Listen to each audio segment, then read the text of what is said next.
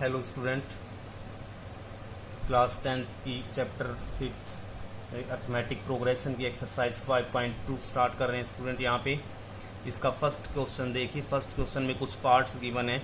यहाँ पे इसका फर्स्ट पार्ट ही करवा रहे हैं हम कि इसमें कुछ टर्म दी हुई है स्टूडेंट, यानी a=7, d=3, n=8, find an हमें फाइंड करना है। तो स्टूडेंट यहाँ पे जो भी मिसिंग टर्म होगी हम उसको फाइंड करेंगे। एक का मतलब यहाँ पे क्या गिवन है स्टूडेंट, फर्स्ट टर्म। हमारे पास फर्स्ट टर्म गिवन है, फर्स्ट टर्म ए गिवन है हमारे पास 7, और स्टूडेंट डी यानी कि कॉमन डिफरेंस हमारे पास डी की वैल्यू है 3, और नंबर ऑफ टर्म एन की वैल्यू है 8। हमें ए एन फाइंड करना है स्टूडेंट, यानी कि लास्ट टर्म हमें फाइंड करनी है। तो लास्ट टर्म यानी कि nth टर्म जो बताई थी हमने कैसे फाइंड करते हैं स्टूडेंट। nth टर्म के लिए फार्मूला होता है डायरेक्ट, वी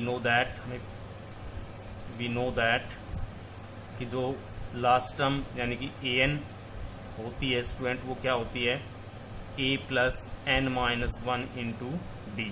कि लास्ट टर्म यानी कि nth टर्म का फॉर्मूला होता है स्टूडेंट।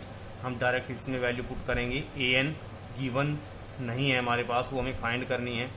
तो an की वैल्यू हम an ही रखेंगे। यहाँ पे a की वैल्यू पुट कर देंगे 7 + n-1, यानी n की वैल्यू है 8 - 1, और d की वैल्यू गिवन है स्टूडेंट 3, राइट। तो an क्या हुई हमारे पास, 7 + 8 में से 1 गया 7 × 3। तो स्टूडेंट यहाँ से an की वैल्यू क्या आई, 7 + 7 × 3 = 21, और an की वैल्यू क्या आई यहाँ पे 28। तो स्टूडेंट इस तरह से हम जो भी टर्म होगी हमारे पास हम उसको फाइंड कर सकते हैं। इसका सेकंड क्वेश्चन देखिए। सेकंड क्वेश्चन का सेकंड पार्ट कि इस AP की हमें 11th टर्म फाइंड करनी है student, right. 11th term of the AP is what, क्या होगी हमारे पास। तो हेयर फर्स्ट टर्म गिवन है हमारे पास, क्या, फर्स्ट टर्म -3। जो कॉमन डिफरेंस है D, वो हमें फाइंड कर सकते हैं जब हमारे पास कंसेक्यूटिव टू टर्म है A2 - A1।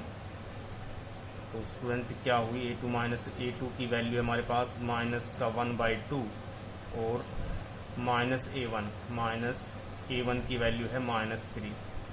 तो स्टूडेंट D हमारे पास क्या आया, -1/2, ये प्लस हो जाएगा +3। तो स्टूडेंट यहाँ पे एलसीएम अगर लेते हैं तो 2 आएगा, -1 + 6। तो स्टूडेंट ये आएगा 5/2। तो ये हमारे पास क्या आई, D की वैल्यू। ये हमारे पास D की वैल्यू आ गई स्टूडेंट। अब हमें क्या फाइंड करना है इसमें, 11th टर्म। तो वी नो दैट कि जो लास्ट टर्म होती है an, उसका फार्मूला हमें पता है a + n-1 इंटू डी।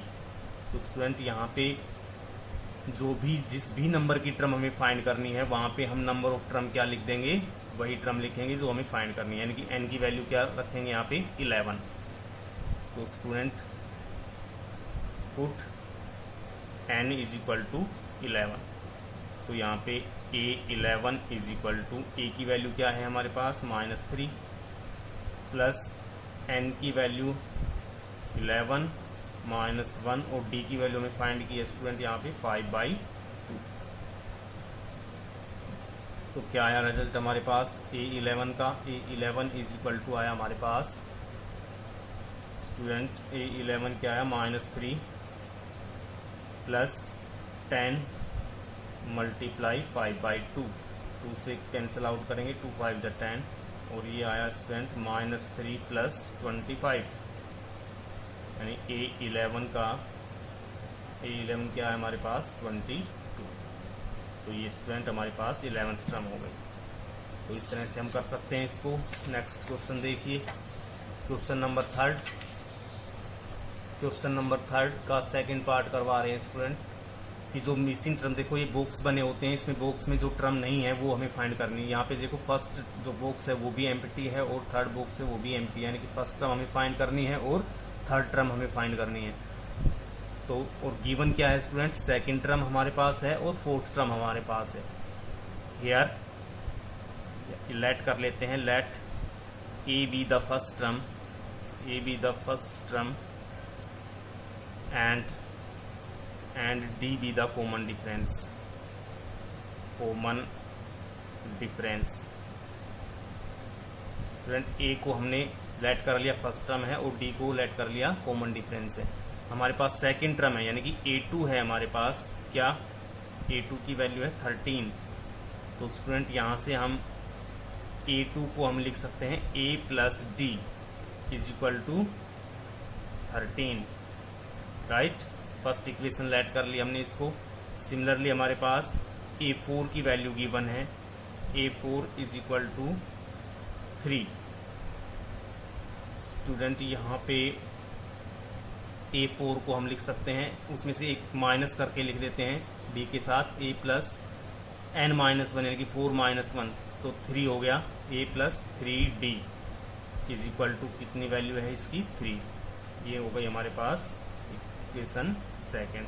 तो यहाँ पे हम क्या करेंगे, इसको सब्ट्रैक्ट कर देंगे स्टूडेंट कि A प्लस डी की वैल्यू हमारे पास है 13 और A प्लस 3D की वैल्यू है हमारे पास 3। सब्ट्रैक्टिंग कर देंगे स्टूडेंट, यहाँ पे ये माइनस, ये भी माइनस, ये भी माइनस, ये कैंसिल आउट हो गया यानी कि माइनस का 2D इज इक्वल टू ये वैल्यू आई 10। तो स्टूडेंट यहाँ से D की वैल्यू क्या आई, माइनस 10/2, 2 5 जा 10। तो D की वैल्यू स्टूडेंट क्या आई, यहाँ पे D की वैल्यू आई हमारे पास माइनस का 5 यानी कॉमन डिफरेंस आ गया हमारे पास। तो यहाँ से हम फर्स्ट टर्म फाइंड कर सकते हैं। तो D की वैल्यू कहाँ पुट कर देंगे, फर्स्ट इक्वेशन में। Put the value of D, value of D in equation first में पुट करें तो यहाँ से A plus D is equal to 13 है हमारे पास। A प्लस डी, डी की वैल्यू है -5 तो माइनस हो गया इक्वल टू 13 और A की वैल्यू क्या हुई student, 13 plus 5 that is A is equal to 18। तो हमारे पास जो फर्स्ट टर्म है वो क्या आ गई 18। उसके बाद जो थर्ड टर्म थी वो हमें फाइंड करनी है स्टूडेंट। तो थर्ड टर्म को हम क्या लिख सकते हैं स्टूडेंट, थर्ड टर्म को हम क्या लिखेंगे,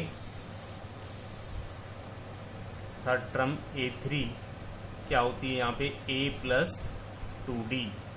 तो A3 की वैल्यू क्या आई यहाँ पे, A की वैल्यू हमारे पास क्या थी 18 प्लस 2 इंटू D की वैल्यू हमने क्या फाइंड की -5 माइनस का 5। तो स्टूडेंट क्या वैल्यू आई यहाँ पे,